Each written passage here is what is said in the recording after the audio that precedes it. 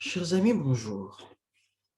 Alors, puisque ça fait des mois qu'on n'a pas pu voyager, je vais vous emmener en Tunisie et je vais vous parler de musique et de politique. Je commence.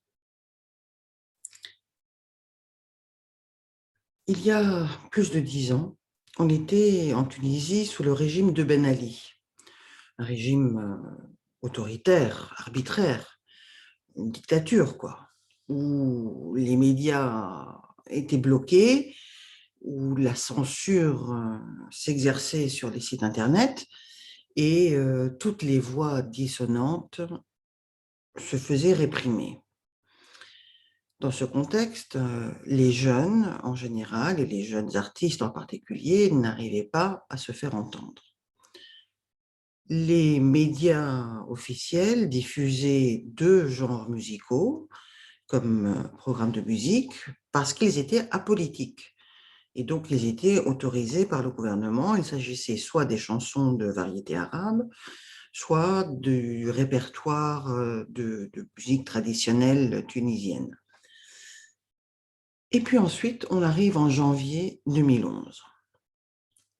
Suite à des événements que vous connaissez certainement, le printemps arabe a fini par démarrer, a donné lieu plus tard à la chute de la dictature.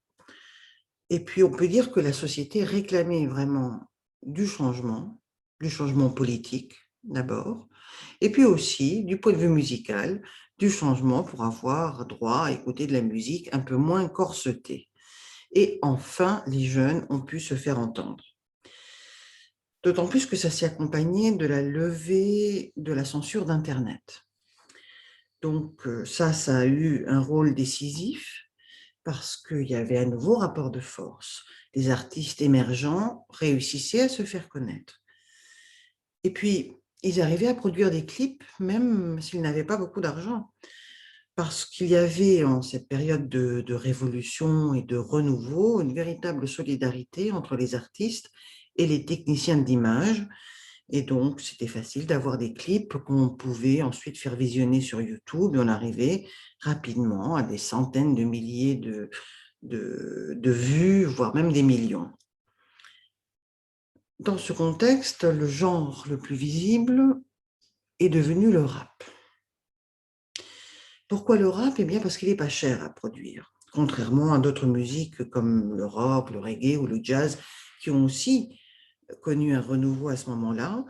Mais pour produire du rap, il suffit d'un seul micro et de mixer les choses très facilement. Et donc, grâce à l'accès aux moyens de production, les jeunes ont réussi à se faire entendre et puis surtout, ils ont pu profiter de ce vent de liberté pour aussi s'accorder une certaine liberté dans l'écriture des chansons. Donc, il y avait un renouveau dans le genre musical, mais aussi dans les paroles. Et justement, la liberté a été consacrée par la nouvelle Constitution, qui, dans son article 31, garantit les libertés d'opinion, de pensée, d'expression, d'information et de publication. Et il est même dit qu'aucun contrôle préalable ne peut être exercé.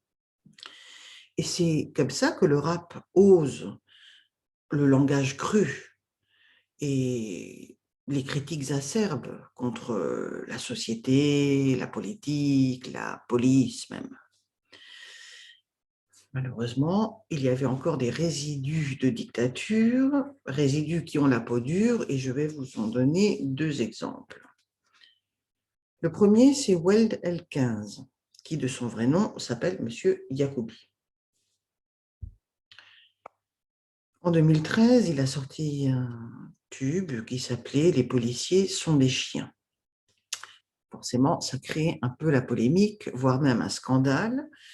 À l'époque, la coalition gouvernementale était menée par les islamistes d'Ennahda et en revanche, l'opposition se range du côté du rappeur. Malgré une levée de bouclier, le rappeur a été condamné à 2 ans de prison ferme Finalement, sa peine a été réduite à 6 mois, avec sursis. Deuxième exemple, c'est Clay Bibiji. En 2013, lui aussi, il était au Festival international de Hammamet et il a été agressé, arrêté et menotté alors qu'il était sur la scène. Le ministère public l'a poursuivi pour diffamation et atteinte aux bonnes mœurs. Il a été condamné à 4 mois de prison ferme en première instance.